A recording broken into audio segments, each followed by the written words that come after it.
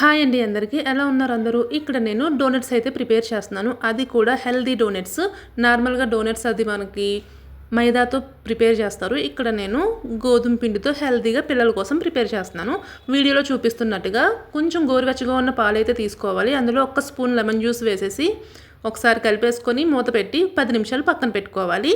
ఈలోపు మనం ఒక బౌల్ తీసుకొని ఒక కప్పు గోధుమ పిండి అయితే తీసుకుంటున్నాను. మీరు మైదా కూడా తీసుకోవచ్చు. నేనైతే ఇక్కడ గోధుమ పిండే తీసుకున్నాను. బేకింగ్ సోడా కొంచెం తీసుకోండి, చిటికెడు baking soda and 1/2 table spoon baking powder. అది మనకి దగ్గరలో ఉన్న బేకరీస్లో ఎక్కడైనా అవైలబుల్గానే దొరుకుతాయి. కొంచెం పించ్ ఆఫ్ సాల్ట్ కూడా యాడ్ చేయాలి. 2 టేబుల్ స్పూన్స్ ఆయిల్ కూడా యాడ్ చేసుకోవాలి.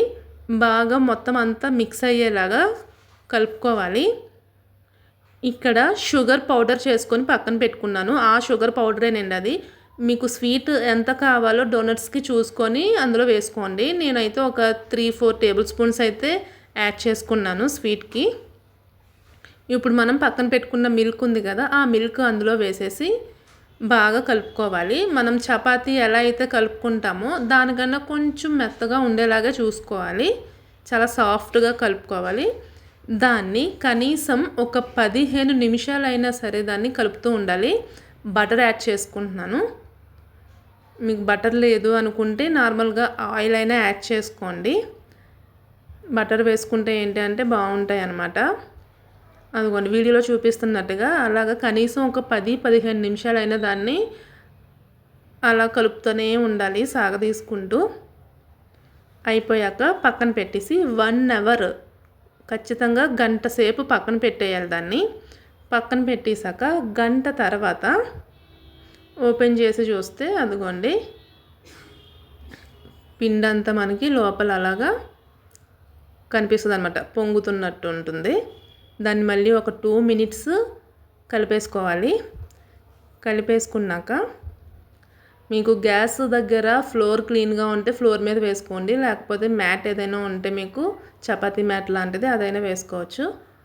నేను ఫ్లోర్ మీదే చేసుకుంటున్నాను, నాకు అక్కడే కంఫర్ట్ ఉందని. చపాతీలాగా రోల్ చేసేసుకోవాలి, మొత్తం పామేయాలి.